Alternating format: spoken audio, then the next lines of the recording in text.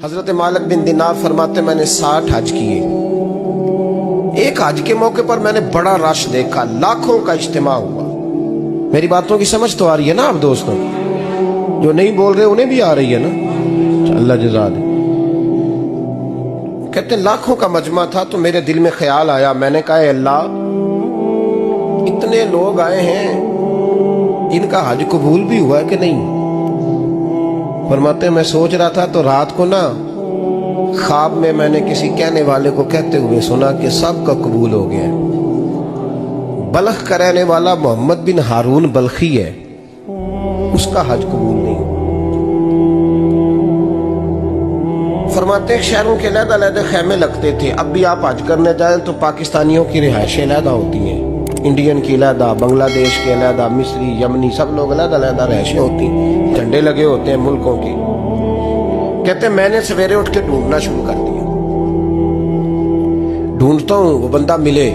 کہتے ہیں جہاں بلخ شہر کے لوگ رہتے تھے وہاں چلا گیا تو میں نے لوگوں سے پوچھا تم میں محمد بن ہارون بلخی کون ہے؟ لوگ کہنے لگے وہ تو بڑا نیک آدمی ہے، پرہیزگار ہے، بڑے بولے بالے، بڑے اللہ والے. ریاض آپ کو بس ہم ہی جانتے ہیں، وہ تو بڑا نیک ہے، پرہیزگار آدمی. میں نے کہا اچھا کہاں ہے؟ انہوں نے کہا پہاڑ کے پیچھے اس نے خیمہ لگایا ہوا ہے، ساری رات عبادت کرتا ہے، سارا دن روزہ رکھتا ہے، قائم اللیل ہے، صائم الدہر ہے. کیا بات؟ فرماتے ہیں میں ان لوگوں کی بات سن کے حیران ہو گیا کہ مجھے کیا بتایا گیا، یہ کیا کہہ رہے ہیں. فرماتے ہیں میں پہاڑ کے پیچھے گیا. حضرت مالک بن دینار علیہ رحمہ فرماتے ہیں جب میں وہاں پہنچا تو میں نے اس شخص کو مصلی پہ بیٹھے دیکھا. کثرت عبادت کے آثار اس کے وجود پر نظر آ رہے تھے. سیدھا بازو اس کا کٹا ہوا تھا. فرماتے 2 رکعتیں مکمل کر کے نا میں نے اسے السلام علیکم کہا تو مجھے کہنے لگا وعلیکم السلام، آپ مالک بن دینار ہیں؟ میں نے کہا بڑی اس کی فراست ہے. فرماتے پھر اس نے ٹھنڈی سانس لی، کہنے لگا آپ کو خواب آئی ہوگی کہ میرا حج قبول نہیں ہوا. فرماتے ہیں مجھ پر اور بجلی گری کہ کیا کہہ رہا.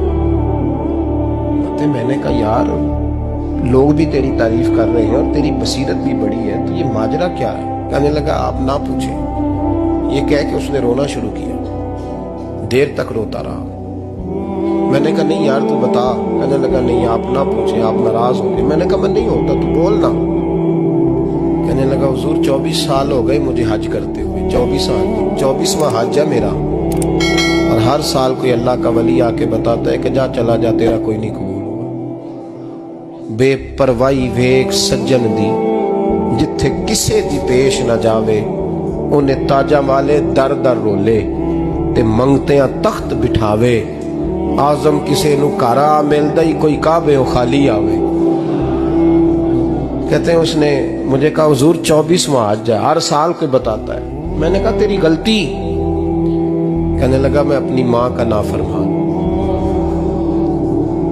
میں نے کہا واقعہ کیا ہوا؟ کہنے لگا حضرت اللہ نے مجھے دولت دی، مال دیا، زمینیں دی تو میں عیاش ہو گیا. امام مالک بن دینار رحمت اللہ علیہ فرماتے ہیں مجھ سے کہنے لگا پیسے آئے تو میں عیاش ہو گیا. رمضان کا مہینہ تھا، عصر کے بعد میری اماں افطاری کی تیاری کر رہی تھی. میں گیا، میں نے کہا شراب پی ہوئی، اماں روٹی دے. تو اماں کہنے لگی شرم کر، شرم کر، روزہ رکھا نہیں تو جنہوں نے رکھا ہے ان کا تو خیال کر. کہتے اماں کی بات کا مجھے غصہ لگا. میں کہا کرتا ہوں بد نصیب ہے وہ بیٹا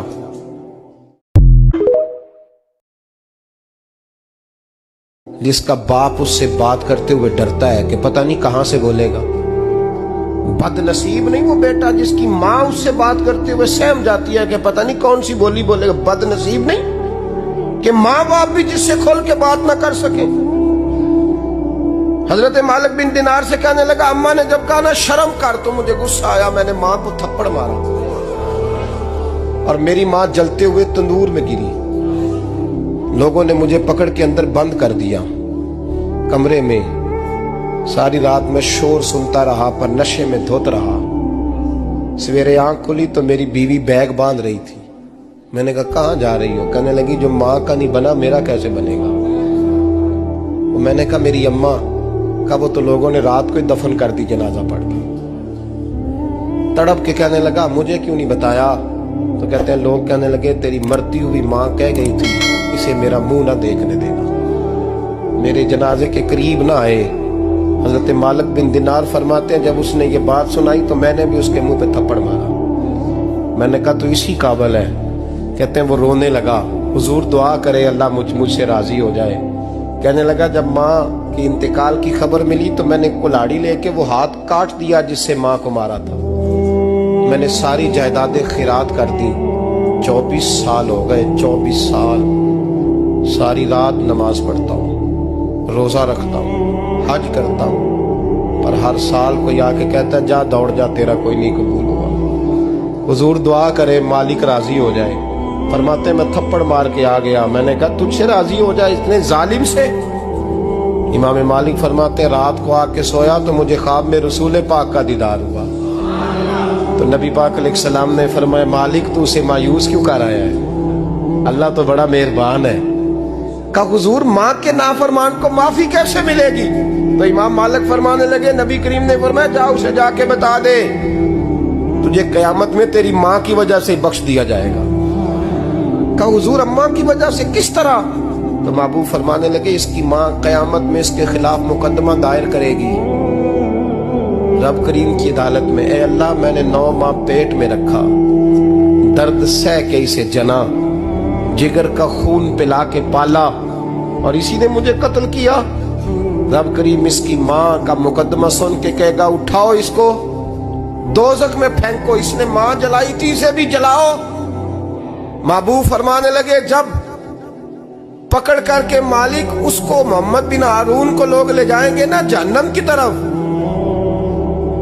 ابھی فرشتے گھسیٹیں گے ہی تو پلٹ کے پھر اماں کی طرف دیکھے گا، اور دوسری دفعہ پھر گھسیٹیں گے تو پلٹ کے دیکھے گا، اور تیسری دفعہ پھر پلٹ کے کہے گا اماں یہ مجھے جلانے لگے، اماں یہ جہنم میں پھینکنے لگے۔